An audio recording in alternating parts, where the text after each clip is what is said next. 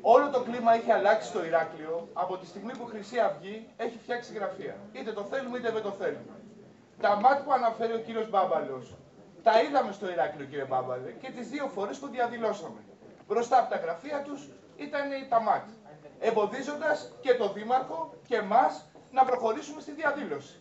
Αυτό είναι η λογική των δύο άκρων, που φέρνει ας πούμε από την πίσω πόρτα και η δικιά σας τοποθέτηση και άλλες τοποθετήσεις που λένε ότι αν εμείς συγκρουστούμε με αυτούς, τότε θα έρθει η αστυνομία να καθαρίσει. Εμείς είμαστε ενάντια σε αυτή τη λογική.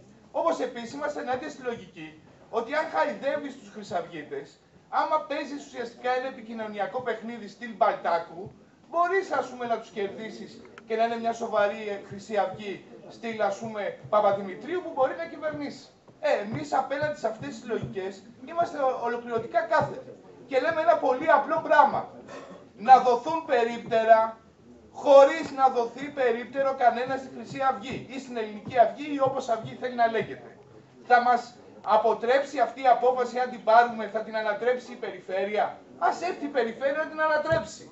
Και ας βγει ο Δήμαρχος μπροστά με τους εργαζόμενους του Δήμου και όλο τον κόσμο στο Ηράκλειο και εκεί που θα πάνε οι χρυσαυγίτες να στήσουν περίπτερο, να μην τους αφήσουμε.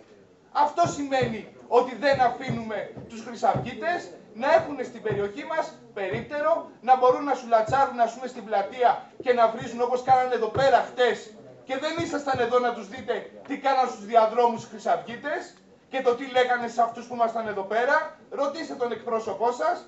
Και γι' αυτό δεν θέλουμε να υπάρχουν.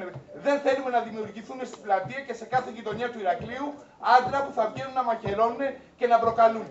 Είναι κατανοητό αυτό, είναι κατανοητό αυτό. Μπορούμε να το διασφαλίσουμε, μπορούμε να το διασφαλίσουμε. Να πάρουμε αυτή την απόφαση όλοι περίπτερα εκτός από τη Χρυσή Αυγή στο Ηράκλειο και παίρνουμε αυτή την πρωτοβουλία να κινητοποιήσουμε τον κόσμο να μην φτιάξουν περίπτερο ακόμα και αν έρθει οποιαδήποτε περιφέρεια να το ανατρέψει. Και εδώ είμαστε να συγκρουστούμε και με την περιφέρεια.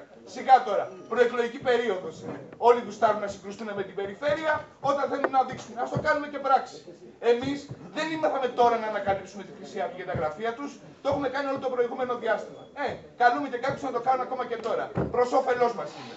Άρα εμείς δεν μπορούμε στη διαδικασία το να ζητήσουμε να μην ζητήσουμε περίπτερο, αν δεν πάρουμε απόφαση σαν Δημοτικό Συμβούλιο ότι δεν παίρνει η Χρυσή Αυγή περίπτερο. Γιατί εμείς δεν θέλουμε να πάρουν κανένα περίπτερο, άμα υπάρχει στην απόφαση ότι παίρνει η Χρυσή Αυγή περίπτερο. Δεν μπαίνουμε καν σε αυτή τη λογική και δεν θα τους αφήσουμε να έχουν περίπτερο. Να είστε σίγουροι γι' αυτό, ακόμα και αν φέρουν την αστυνομία να του περιφρουρεί. Δεν θα τους αφήσουμε, θα κινητοποιήσουμε όλο τον κόσμο στο Ηράκλειο, πάρει δεν πάρει απόφαση στο Δημοτικό Συμβούλιο, ότι ναζιστικά σύμβολα στην πλατεία του Ηρακλείου δεν θα αναρτηθούν. Ο Παναγιώταρος, ο Κασιδιάρης, αν δεν έχουν πάει φυλακή μέχρι τότε, δεν θα έρθουν να μιλήσουν.